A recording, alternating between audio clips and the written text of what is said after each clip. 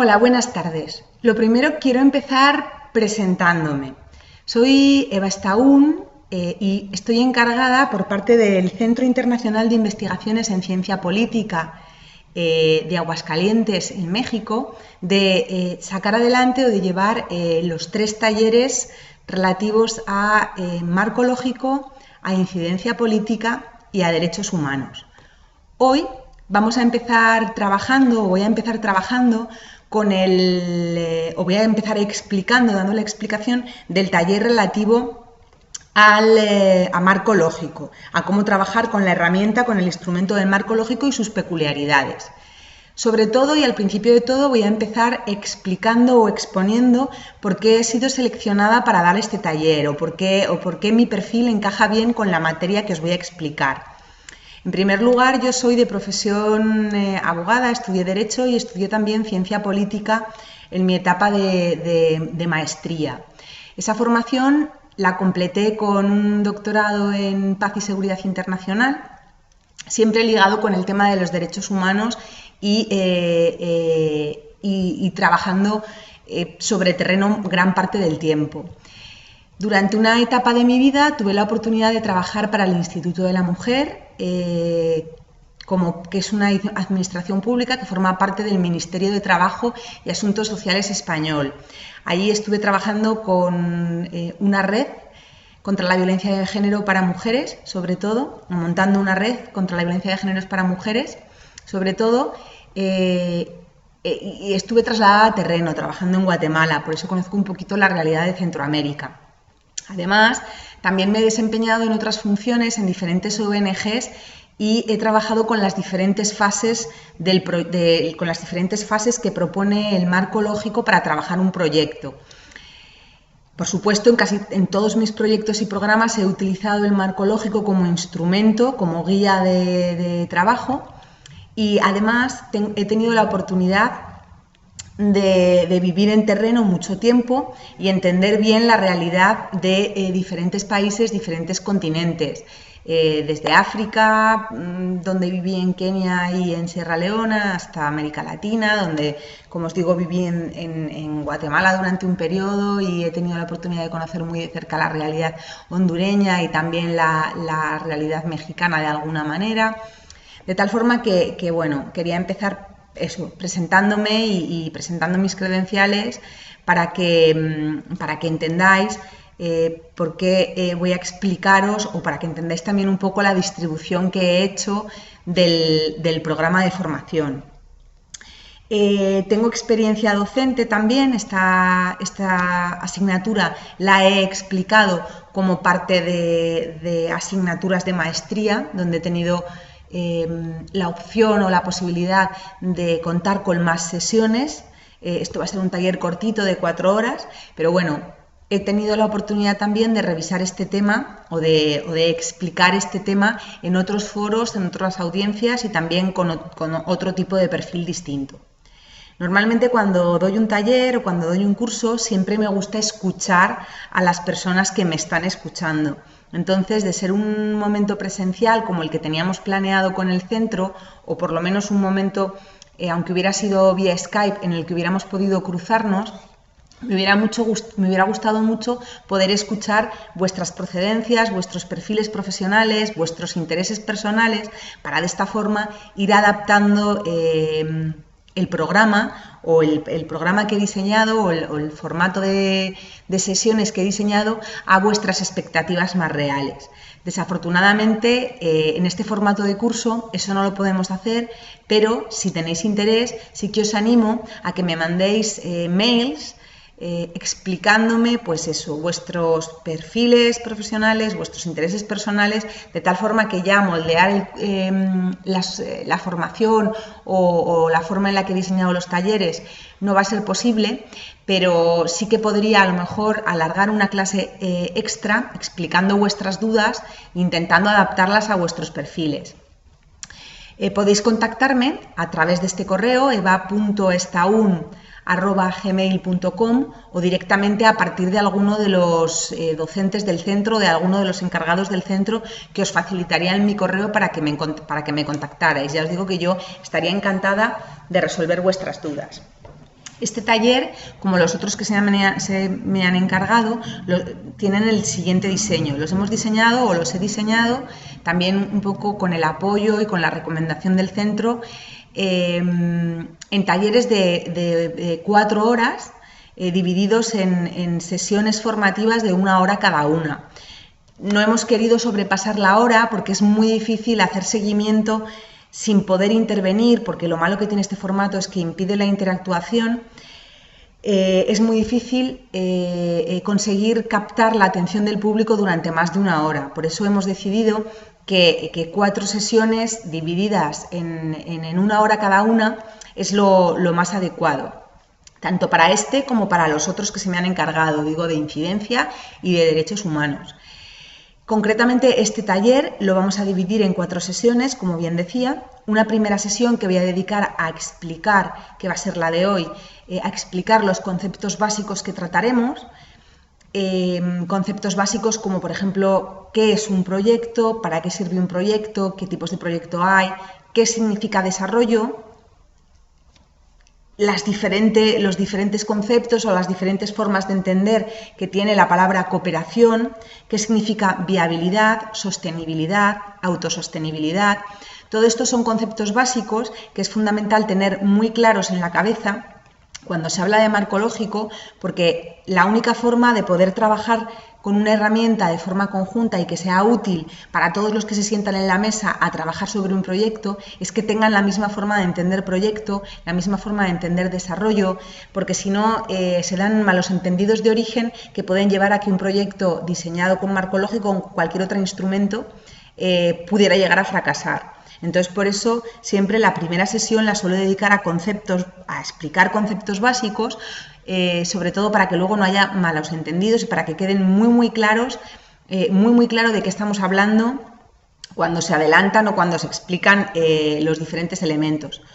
Esa va a ser la sesión de hoy, como os decía, en la que vamos a hablar de proyecto, en la que vamos a hablar de desarrollo, en la que vamos a hablar de cooperación, si nos da tiempo de sostenibilidad y de viabilidad. No creo que podamos ir mucho más allá. La siguiente sesión, la sesión 2 y también la sesión 3, la dedicaremos a hablar del ciclo del proyecto. La dedicaremos a hablar sobre el ciclo del proyecto, sobre el ciclo del propio proyecto, sobre lo que es el instrumento en sí del marco lógico, cómo se estructura, qué fases tiene. Hablaremos entonces de las 4 fases, de la fase de identificación, de la fase de diseño, de la fase de ejecución y seguimiento y de la fase de evaluación. Las 2 primeras fases, identificación y formulación, o identificación y diseño, formarán parte de la segunda sesión formativa y la tercera sesión formativa estará dedicada a la ejecución del proyecto o implementación y al control interno que se hace durante la etapa de ejecución y también a la etapa de evaluación. De tal forma que la sesión 2 y la sesión 3 estarán dedicadas única y exclusivamente o puramente a explicar el instrumento del marco lógico per se. Intentaré que vayan muy cargadas de ejemplos prácticos y descargar mucho la parte teórica, porque si no se puede hacer denso. Igual la finalidad de este taller es que al final, o el objetivo final de este taller es que todos los que lo escuchen sean capaces al final de trabajar con el marco lógico como elemento fundamental o como herramienta fundamental cuando decidan iniciarse o embarcarse en cualquier tipo de proyecto. Proyectos de desarrollo idealmente, pero en cualquier tipo de proyecto. Y por último, tendremos una 4ª sesión que dedicaremos a terminar el temario que no nos haya dado tiempo a ver durante las 3 sesiones anteriores y a realizar una serie de ejercicios prácticos. Yo expondré el ejercicio y iré poco a poco presentando la solución. También utilizaré esta última parte de la clase o esta última sesión, la utilizaré para cerrar con una serie de conclusiones. Será ahí, por supuesto, cuando os anime a que si tenéis cualquier duda os pongáis en contacto conmigo. Incluso si tenéis interés podemos hacer algún tipo de Skype individual o Skype conjunto o incluso podemos intentar trabajar algún ejercicio de forma conjunta si tenéis interés. Si os apetece autoevaluar los conocimientos que habéis adquirido durante el curso, me podéis mandar, os dejaré un ejercicio abierto, sin responder, para daros la opción de que lo resolváis vosotros, de tal forma que si tenéis intención o interés de autoevaluaros, siempre me podéis mandar ese ejercicio para que yo os lo pueda corregir y ver dónde están, dónde habéis cometido errores o qué partes del temario a lo mejor no se han entendido tan bien y merecería la pena volver a explicar, o me lo podéis preguntar directamente. Os repetiré el correo varias veces a lo largo de la clase. Y ya sin extenderme mucho más, pasamos a explicar directamente o pasamos ya a hablar de lo que decíamos, ¿no? La clase de hoy que va a estar dedicada a hablar sobre los conceptos básicos. Conceptos básicos. ¿Cuáles son los conceptos básicos del desarrollo? Bueno, pues como decíamos, el primer concepto con el que nos encontramos es el concepto de proyecto. Bueno, hay muchos. Está el concepto de desarrollo, como decía, el concepto de cooperación, que se entiende por proyectos de desarrollo social, que se entiende por proyectos de cooperación al desarrollo. ¿Qué objetivos genéricos y específicos se plantean o nos planteamos cuando hablamos de objetivos de desarrollo? Antes de meterme con el concepto de proyecto, otra cosa que quiero comentaros, que se me ha olvidado deciros. Cada una de las explicaciones vendrá acompañada de una presentación PowerPoint que facilitaré al centro, de tal forma que con esta presentación podréis hacer un seguimiento más fácil de la clase. Digamos que este PowerPoint no pretende ser un documento comprensivo de todo lo que explico, sino más bien una guía que os permita seguir con facilidad la clase o trasladaros en el vídeo para centraros en aquella parte en la que tengáis más interés o que a lo mejor no os haya terminado de quedar clara. Entonces, facilitaré al centro eso, una presentación en PowerPoint para que vosotros, para que tengáis la oportunidad de utilizarla como guía y de, pues eso, simplemente eso, quería aclarar eso. Bueno, pues como venía diciendo, el primer concepto que conviene aclarar cuando hablamos de marco lógico o del ámbito del tercer sector es qué entendemos por proyecto. Las definiciones cuando se habla de proyecto son muy variadas. Se puede entender por proyecto, y cito literalmente algunas que me han llamado la atención y que he ido recopilando. Por proyecto, en términos generales, es un conjunto con coherencia interna, un conjunto de trabajos o actividades que tienen coherencia interna, que tienen que ejecutarse en un plazo acordado, y aquí subrayo la primera característica a tener en cuenta, que tienen que ejecutarse en un plazo previamente acordado, por lo general en un espacio geográfico determinado o localizado, en una zona geográfica específica, y que normalmente tiene por objeto crear, aumentar o mejorar la capacidad de los destinatarios. Crear, aumentar o mejorar las capacidades de los beneficiarios, de los destinatarios. Esto es una definición muy general de proyecto dentro de las que he encontrado, pero veis que tiene varios elementos básicos que se van a ir repitiendo en las diferentes definiciones que he buscado de proyecto, pues que se tiene que desarrollar durante un periodo de tiempo, que tiene que estar delimitado a una zona geográfica que elijamos. Esta zona geográfica puede ser, dependiendo, ¿no?, de si nuestro trabajo está dedicado a población específica o a población más general, o es un trabajo temático, pues un proyecto irá dirigido en una zona geográfica más pequeña, como puede ser un vecindario, o incluso puede abarcar todo el país. Pero en el proyecto tiene que quedar muy claro cuál es nuestro objetivo geográfico. Y luego, como objetivo general de cualquier proyecto, tiene que ser crear, aumentar o mejorar la capacidad de las personas que reciben el proyecto, ¿no?, de los destinatarios del proyecto. Otra de las definiciones es un conjunto autónomo, no relacionado con otros, de medidas diseñadas para lograr un objetivo específico de desarrollo en un periodo determinado. Esta es quizás menos amplia. Se centra algo más en el objetivo, pero es quizás menos amplia. Es un conjunto autónomo que no está relacionado con otros elementos, porque en un principio un proyecto, aunque sí que tiene que interactuar con el medio, no está relacionado en su finalidad o en su esencia con otros elementos del entorno. diseñado para lograr un objetivo específico o una serie de objetivos específicos de desarrollo y tiene que estar en un periodo determinado. De nuevo encontramos aquí la característica de periodo determinado. Una definición bastante completa que enmarca con exactitud el concepto de proyecto de desarrollo debería contener 4 aspectos básicos, como decía, una serie de acciones programadas que se orientan a un objetivo de desarrollo, una serie de acciones programadas que veremos que se determinan en el calendario de actividad, que tienen que ir dirigidas a un objetivo específico, cuyo marco tiene que ser crear, aumentar o mejorar la capacidad de los destinatarios, tiene que estar localizado geográfica y temporalmente, porque es la única forma que tenemos para luego poder establecer indicadores que nos den orientaciones acerca de dónde han estado las posibles desviaciones del proyecto. Tiene que hacer referencia a los actores en cuanto a qué relación existe entre ellos y tiene que hacer referencia también al grupo o colectivo participante y que es destinatario último de los actores, es decir, de las acciones, es decir, quiénes son los beneficiarios. Estos 4 elementos son muy importantes, ya decíamos, objetivos, tiempo y espacio, cuál es la relación entre los actores que forman parte del proyecto y quiénes son los beneficiarios o cuál va a ser el grupo colectivo que se va a ver beneficiado de nuestro proyecto. Es una unidad básica de intervención, como decía, que tiene como finalidad satisfacer necesidades concretas. Es muy importante que un proyecto de desarrollo muestre esta voluntad explícita de cambio.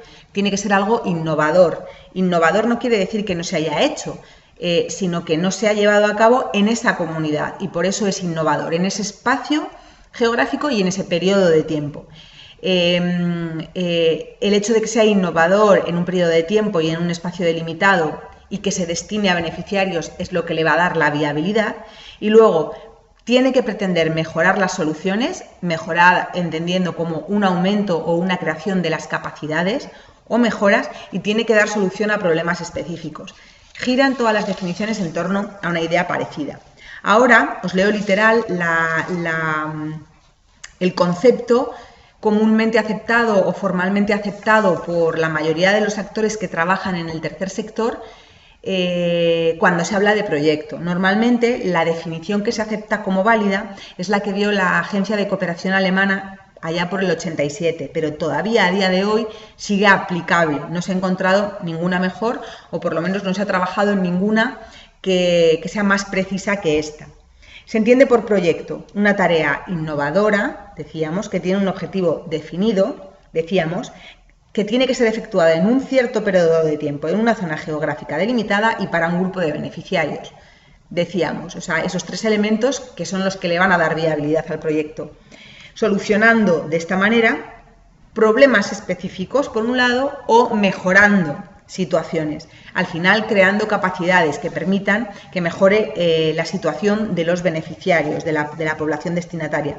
La tarea fundamental de un proyecto va a ser siempre capacitar personas e instituciones participantes de tal forma que cuando los responsables de ejecutar el proyecto se hayan retirado, las labores que se han iniciado las puedan llevar a cabo de forma independiente o bien la comunidad destinataria del proyecto o bien las instituciones destinatarias del proyecto y resolver los problemas que vayan surgiendo después de que el proyecto haya terminado sin ya contar con el apoyo externo.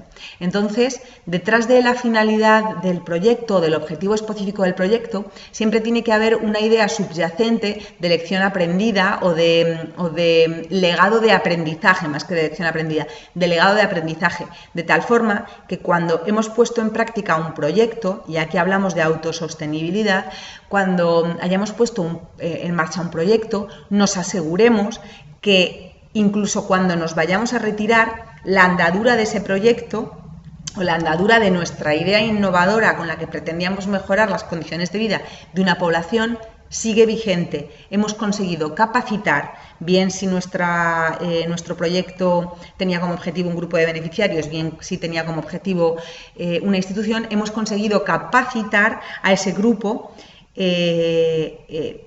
lo suficiente como para que sea capaz o como para que sea capaz de gestionar el proyecto sin nuestra presencia. Eso es muy, muy importante. Un proyecto o programa, y aquí quiero hacer la diferencia, un proyecto es un elemento autónomo. Un programa es un conjunto de proyectos. Normalmente los programas suelen ser más amplios, suelen ser multianuales y suelen estar definidos por diferentes proyectos, aunque pueden ser cronológicamente seguidos o se pueden sobreponer de forma cronológica, pero cada uno de estos proyectos se suele elaborar con el marco lógico como herramientas independientes que se engranan. Normalmente se engranan a través de la evaluación. Una vez que se termina un proyecto, se detectan aquellos objetivos a los que no se les ha podido dar cobertura y se inicia otro proyecto con esas nuevas necesidades o con la identificación de... O sea, normalmente la evaluación sirve para identificar esas nuevas necesidades. La evaluación es la última fase del proyecto. Y el engranaje de una evaluación que identifica necesidades e inicia un nuevo proyecto con otra evaluación que identifica necesidades e inicia otro nuevo proyecto convierten un continuum en un programa. Bueno, pues un proyecto o un programa de desarrollo es un conjunto de acciones, de nuevo localizadas geográfica y temporalmente, que han sido previamente programadas, que persiguen un objetivo concreto también previamente establecido, para el inicio o la promoción de un proceso de desarrollo. Los proyectos vienen a diferenciarse de acciones de otro tipo por su aspecto localizado y por el establecimiento previo, o sea, por su aspecto localizado geográficamente y también por su definición previa de quiénes van a ser los beneficiarios directos de la acción. Todos los actores, porque en un proyecto de desarrollo todos los actores van a intervenir en la identificación de las necesidades y esto es muy, muy importante. Y esto un poco en cuanto al concepto de proyecto. Creo que ha quedado claro porque he incidido bastante. Un grupo de beneficiarios, una zona geográfica determinada, o un espacio determinado y un periodo de tiempo concreto en el que se cree o aumenten o mejoren las capacidades de los beneficiarios y en los que se les dé el suficiente o en el que tenga como objetivo subyacente un legado que les permita continuar con el proyecto cuando nosotros nos hayamos ido. Desde luego existen diferentes tipos de proyecto y aquí he querido presentar una tipología bastante simplificada, porque como digo no quiero caer en lo teórico, aunque sí quiero que todos manejemos el mismo lenguaje, sobre todo en las siguientes 2 sesiones donde vamos a pasar a explicar de una manera más detallada qué entendemos por marco lógico, pues hay que tener una visión común de lo que entendemos por proyecto. También he querido daros una tipología muy simplificada. Hay tantas tipologías de proyecto como queramos encontrar, pero yo he decidido utilizar esta porque es sencilla. Digamos que los proyectos se pueden dividir en 2 y es bastante comprensiva. Creo que incluye, a mi entender, cualquier proyecto. Puede quedar incluido en una otra categoría. Los proyectos podemos dividirlos en 2 categorías. Aquellos que tienen o aquellos que se definen por su aportación material y aquellos que se definen por su finalidad. Es decir, aquellos que están orientados a objetivos. De la misma forma, estos que están orientados a objetivos se pueden dividir en proyectos dirigidos a objetivos específicos, dirigidos a ámbitos específicos, proyectos institucionales y proyectos polivalentes. Vale, pues vamos a ver en esta primera clasificación inicial. Aquellos que se dedican o que se definen por su aportación material y aquellos que se definen por su objetivo. Primero, los que se definen por su aportación material. Existen 4 tipos: la ayuda de emergencia, la ayuda humanitaria, la ayuda alimentaria y el envío de voluntarios. La ayuda de emergencia, la ayuda humanitaria, la ayuda alimentaria y el envío de voluntarios. Lo que tienen en común todas estas acciones o todos estos proyectos son que suelen llevar a cabo acciones muy puntuales que buscan suplir una carencia a nivel muy básico, bien alimentación, bien salud, bien alojamiento, y que no van a pretender una continuidad en el tiempo, ni tampoco van a pretender acabar con las posibles causas que están generando este problema. O sea, son una solución puramente coyuntural. ¿Cuándo se activa este tipo de programas? Pues este tipo de programas se activa en momentos de conflicto, cuando hay conflictos o cuando hay repuntes de conflictos armados que afectan a población civil, y entonces la población civil en un desgaste necesita una ayuda alimentaria, una ayuda humanitaria, un envío de voluntarios para mediar en zonas de no violencia o para crear zonas de no violencia o zonas de desarme, pues eso, una ayuda, hemos dicho, alimentaria, una ayuda humanitaria, una ayuda de emergencia, una ayuda sanitaria, una ayuda de reubicación. Bueno, pues son medidas muy puntuales, muy coyunturales, que no buscan la permanencia en el tiempo, sino aliviar situaciones que pueden provocar catástrofes humanas, que pueden provocar graves problemas para una gran parte de la población o para una importante parte de población civil. Entonces, bueno, eso suelen ser causadas o por conflictos bélicos o también por conflictos naturales. Ahora, pues, por ejemplo, tenemos muy en mente lo que pasó en Haití o los terremotos de Chile, el tsunami, pues son situaciones muy concretas que obligan a la sociedad civil a activarse de manera rápida. Entonces, normalmente suelen ser ONGs bastante grandes, bastante bien formadas, muy acostumbradas a trabajar con plazos muy cortitos, con este tipo de proyectos y bueno, ¿no? Son los llamados proyectos de aportación material. Este tipo de proyectos no los podemos considerar promotores del desarrollo porque no buscan, pues eso, no van a buscar actuaciones fuera de este tipo de contexto. Sus dinámicas contribuyen a fomentar y a asentar dinámicas de dependencia y actitudes de asistencialismo en los propios beneficiarios. Entonces, en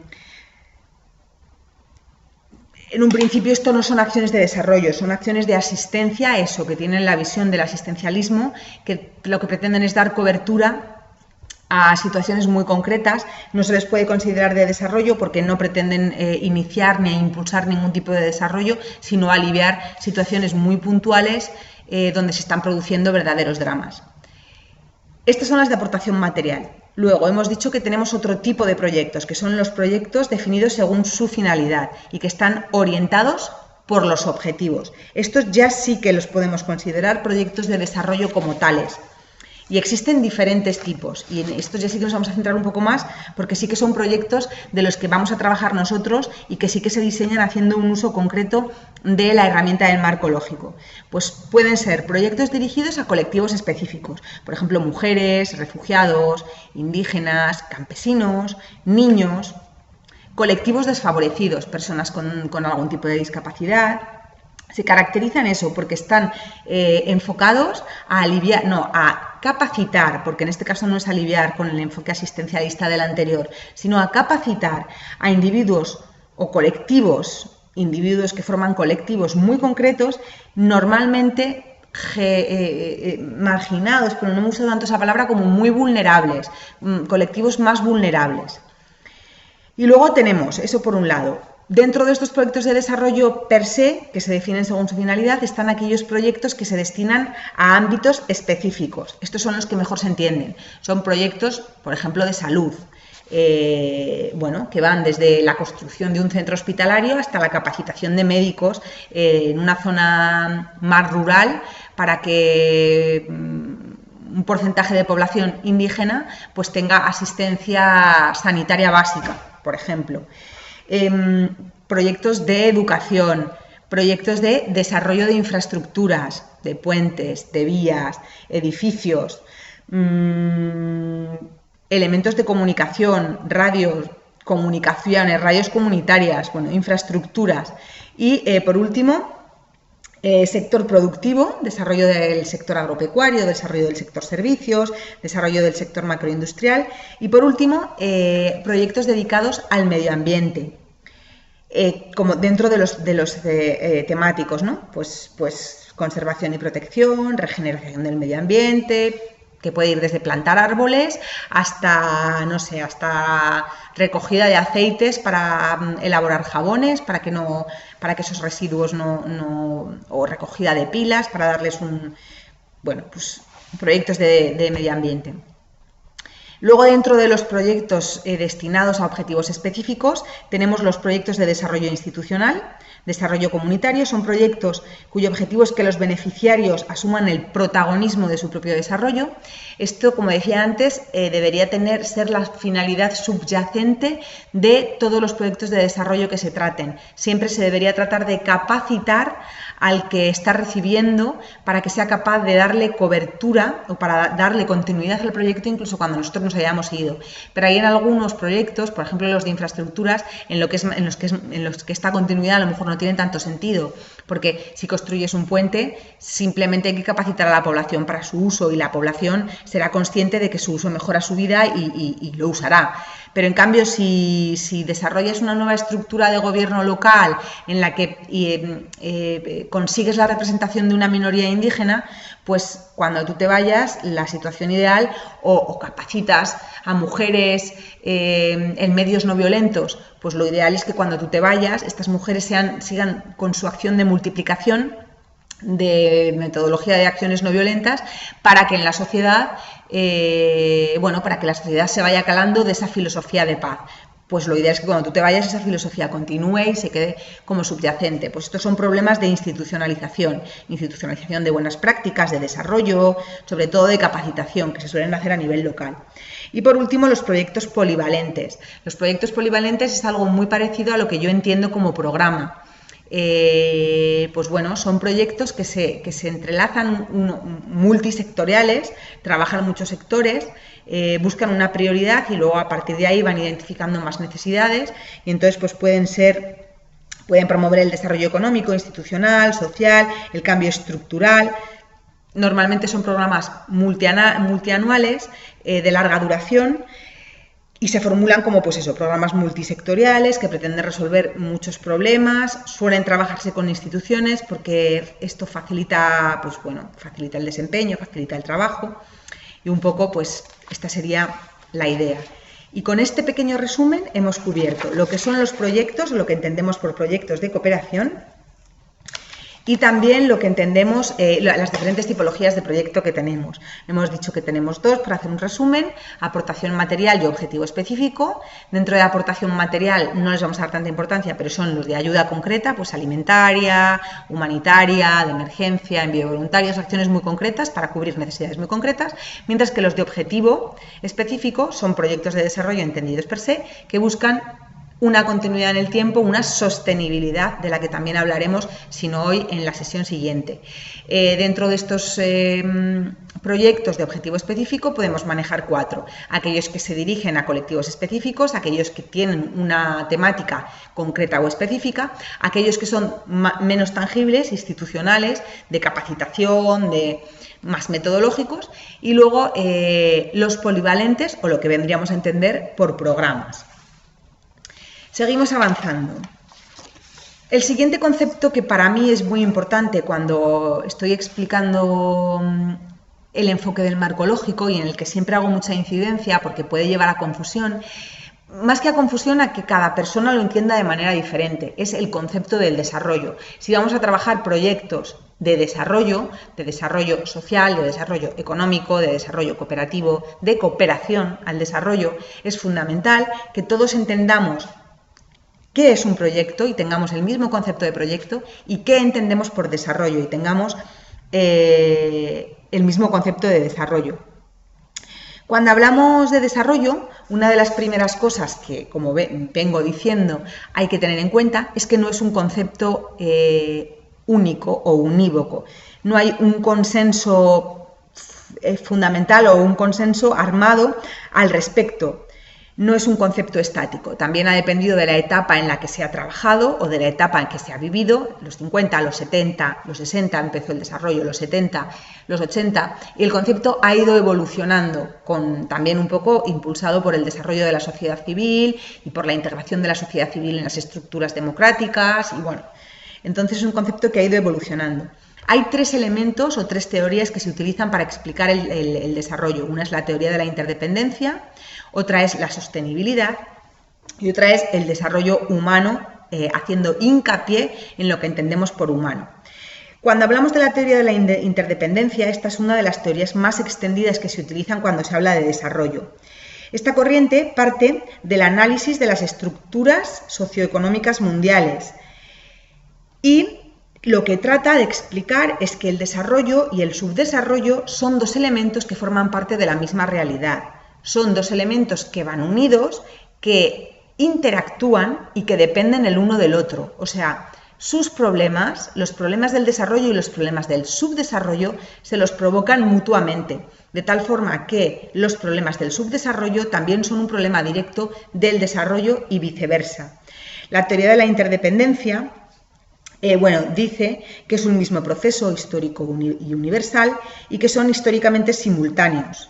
El desarrollo y el subdesarrollo son estructuras parciales pero interdependientes y al final ambas van a conformar un sistema de trabajo único.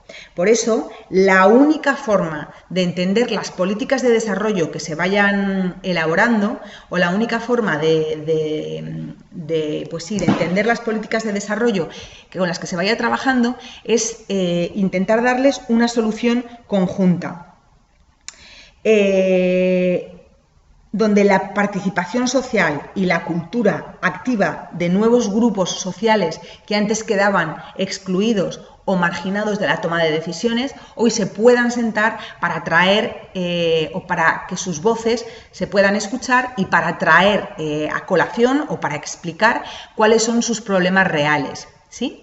Entonces, es fundamental eso, que entendamos desarrollo, subdesarrollo, dos caras de la misma moneda. La única forma de entender el desarrollo o la única forma de entender cómo llevar a cabo proyectos de desarrollo es escuchar a aquellos a los que queremos ayudar con alguno de nuestros proyectos, porque si estamos motivados a llevar a cabo un proyecto, normalmente es porque el problema de ese grupo de destinatarios también nos afecta como todo, como sistema único.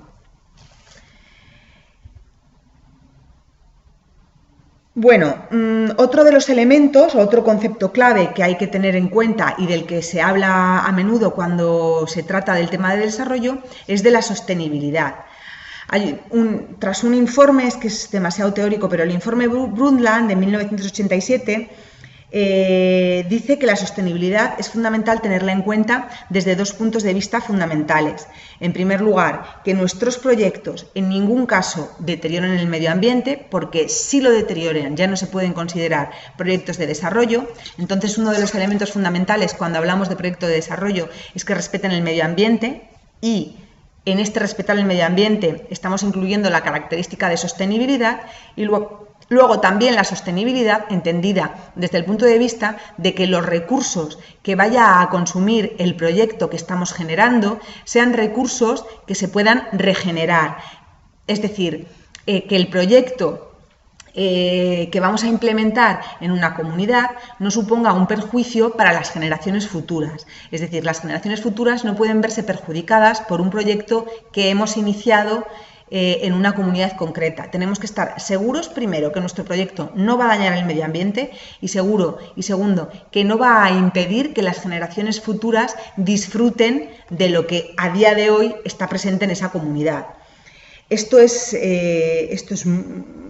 una de las conciencias de crecimiento y desarrollo que cada vez se tienen más en cuenta y desde luego a la hora de diseñar proyectos son elementos fundamentales que tienen que transversalizar todos los documentos de proyecto y forman parte desde luego de la herramienta. Cuando hablemos del marco lógico veréis que hay algunos puntos donde se especifican concretamente. Tienen que ser respetuosos con el medio ambiente, en ningún caso serían aceptables o aceptados si dañaran el medio ambiente y luego pues no pueden suponer, no se puede montar un proyecto de pescadores en el que nos quedemos sin peces en el río porque pescamos todos los peces pequeñitos y son incapaces de reproducirse. Primero estaríamos atentando contra el medio ambiente y en segundo lugar estaríamos privando a las generaciones futuras de que se beneficiaran de ese ecosistema. Entonces son proyectos no sostenibles. Y luego hemos explicado la teoría de la interdependencia, que es un poco la filosofía que hay detrás del desarrollo. Hemos explicado uno de los elementos, que es la sostenibilidad, desde los dos puntos de vista que abarcábamos, no deteriorar el medio ambiente y no privar a las generaciones futuras de sus recursos. Y luego otro elemento otra de las capas que se habla cuando se habla de desarrollo es que el desarrollo tiene que ser entendido como un desarrollo humano. También esto viene o esto es el concepto marco que ha adquirido el Programa de Naciones Unidas para el Desarrollo desde su creación en los 90 o desde su trabajo, vamos a decir, dedicado al desarrollo a partir de los años 90, que empieza a entender, pues eso, el pensamiento, o sea, hay un consenso y se acepta que el desarrollo tiene que ser un desarrollo humano.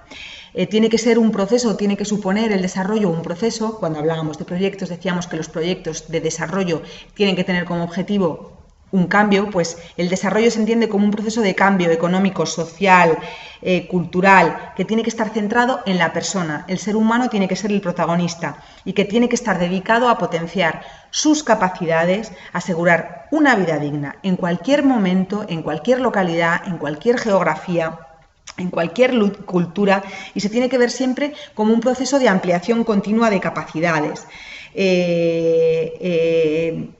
Un proceso de ampliación continua de capacidades para la persona y también de sus opciones de vida. Dentro de los objetivos más específicos del desarrollo son que la persona humana tenga la posibilidad de conseguir una vida lo más digna posible y lo más prolongada posible, es decir, con unas garantías de salud, con unas garantías de educación, o sea, una vida lo más prolongada posible y con unas condiciones de dignidad o con unas condiciones lo mejor posibles, que se le permita adquirir conocimientos y también tener acceso, a aquellos recursos que van a ser necesarios para poder lograr un nivel de vida digno. Me vais a permitir que voy a encender la luz, porque se está yendo la luz aquí.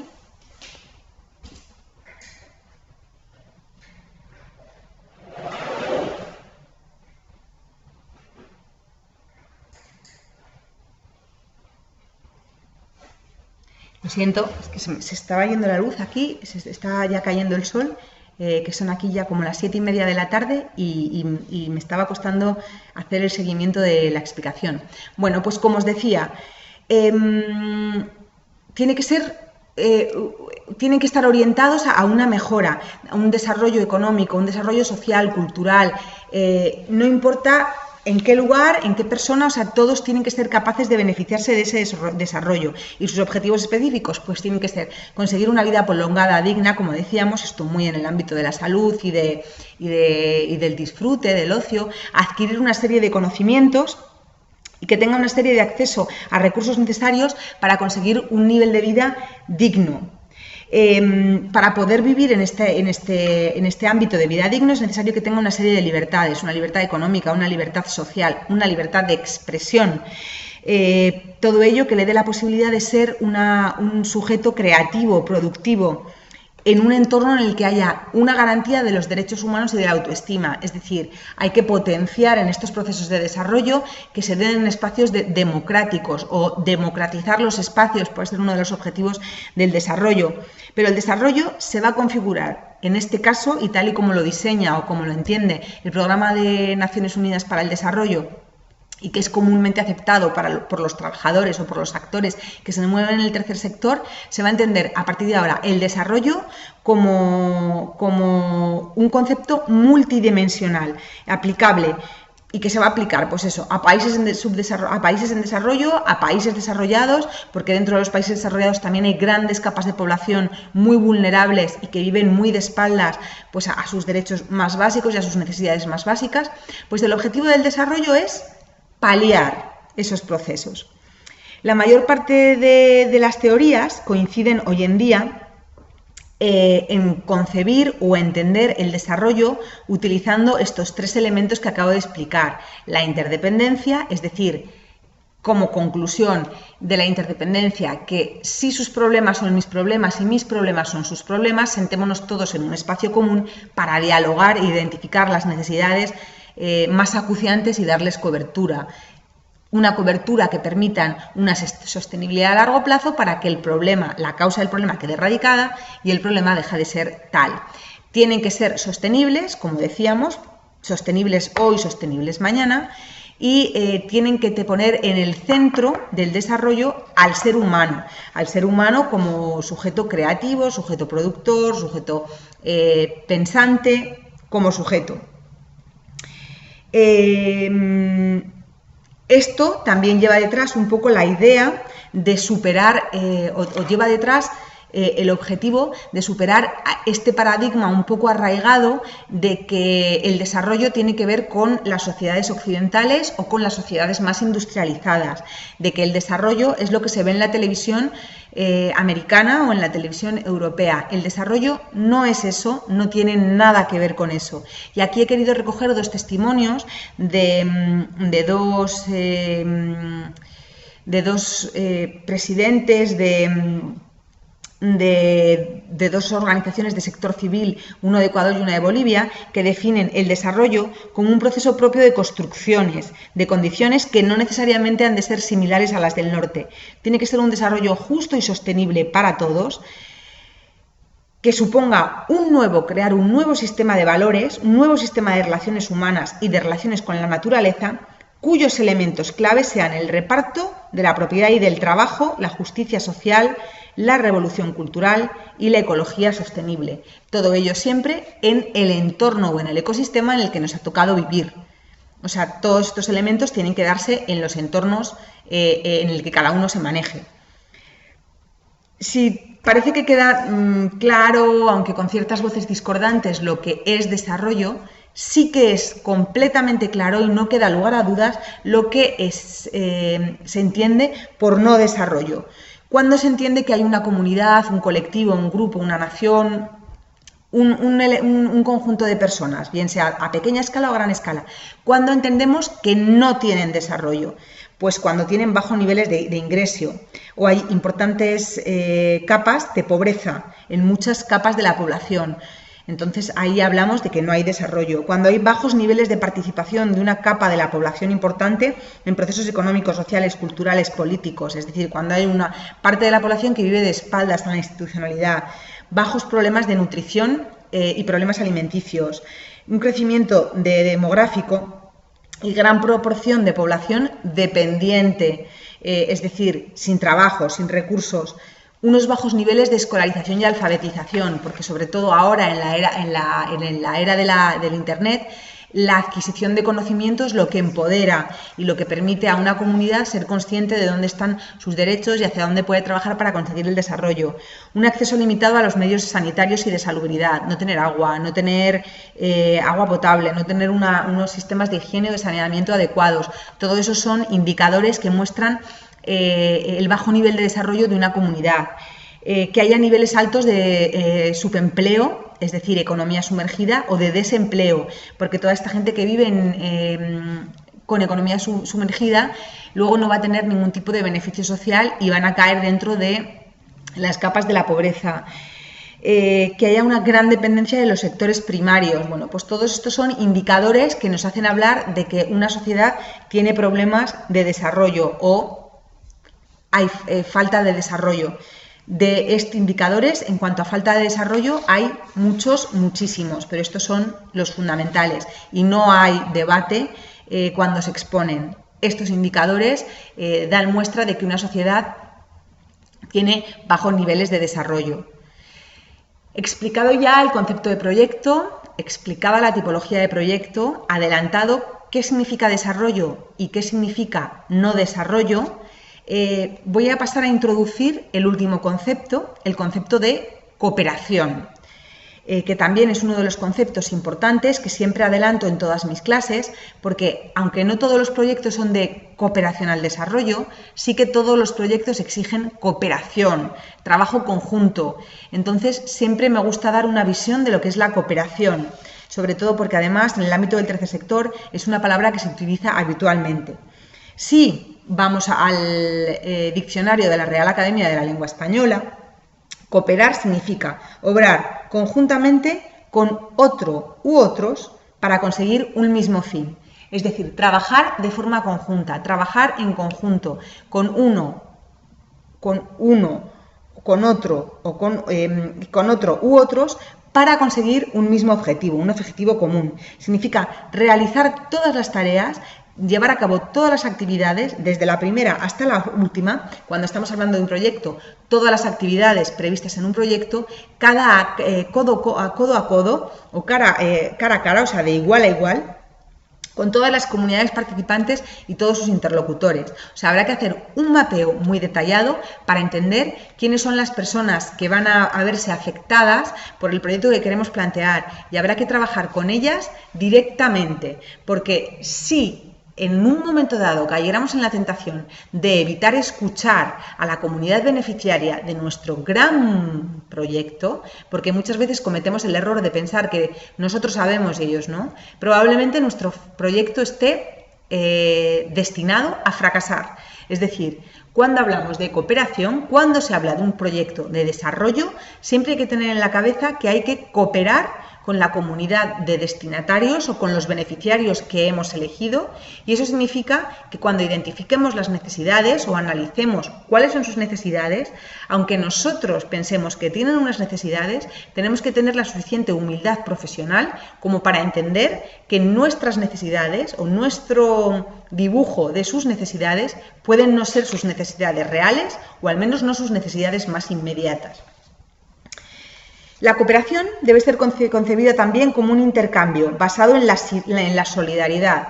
Es decir, y aquí un poco adelantaba la idea, basado en la solidaridad significa que cuando iniciamos una acción de cooperación, cuando iniciamos una acción de desarrollo, cuando iniciamos un proyecto de desarrollo, al mismo tiempo estamos iniciando un proyecto de cooperación, puesto que vamos a iniciar un proyecto, o sea, y tenemos que tener muy claro que va a estar basado en la solidaridad, porque vamos a conseguir un beneficio mutuo que va a tocar lo cultural, lo medioambiental, lo humano.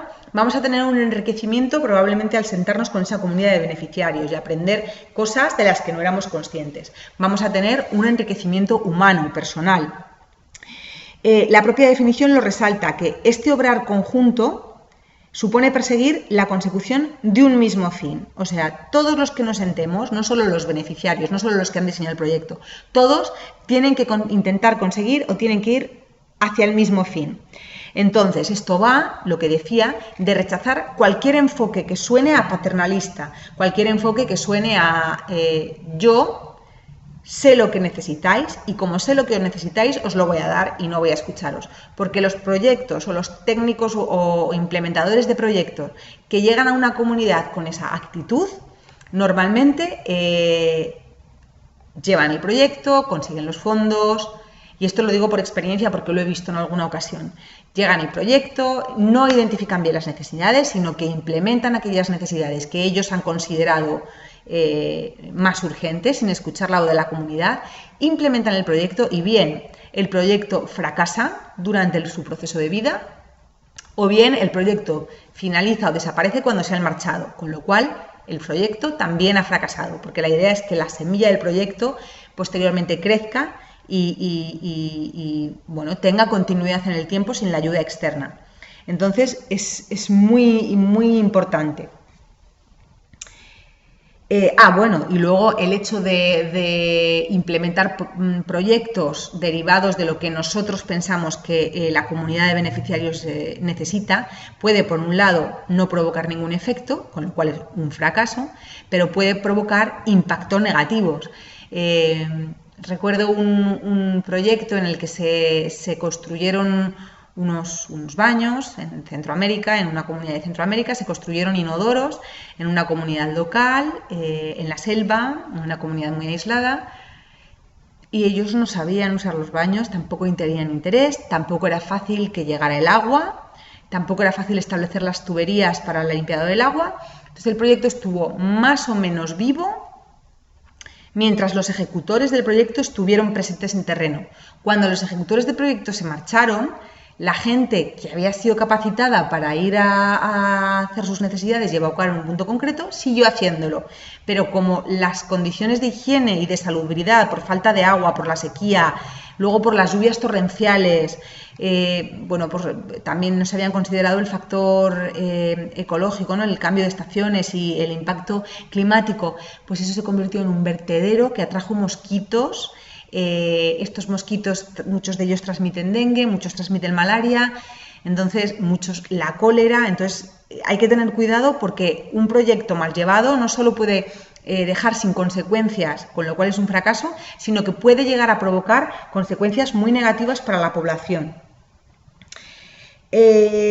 Repito una vez más para que quede muy clara que los verdaderos protagonistas de un proyecto de cooperación al desarrollo han de ser los beneficiarios, porque ellos son los que de verdad entienden cuáles son sus necesidades más inmediatas, cuáles son las necesidades que necesitan una cobertura más inmediata, más acuciante. Y hay que tener, repito, mucha humildad profesional y dejar un poco de lado los paternalismos que invitan a los implementadores de proyectos, a los técnicos de proyectos, a pensar que por experiencia son capaces de adivinar mejor que la propia comunidad cuáles son sus necesidades. Es fundamental crear espacios donde haya posibilidad de establecer un diálogo mutuo y que en ese diálogo de verdad se escuche, pero con métodos de escucha activa, lo que tienen que decirnos los que serán nuestra comunidad de beneficiarios. Y con esto acabo un poco el tema de conceptos básicos que quería cubrir durante la clase de hoy. Como bien os he explicado al principio de clase y haciendo un resumen, bueno, pues hemos hablado de qué es un proyecto, hemos hablado de los diferentes tipos de proyectos desde el punto de vista de la aportación material, que no son proyectos realmente de desarrollo, y desde el punto de vista de objetivos específicos o finalidades. Hemos dado cobertura al concepto de desarrollo en sus diferentes variantes, ¿no? Con sus diferentes matices, su primera capa o su capa más ontológica, hablando de las teorías de la interdependencia. Hemos hablado de la sostenibilidad y hemos hablado del desarrollo como entendiendo o poniendo en el centro del proceso al ser humano. Y por último, hemos dado también cobertura a lo que es el no desarrollo, que entendemos por no desarrollo. Y por último, hemos explicado con bastante detalle qué es lo que se entiende por cooperación.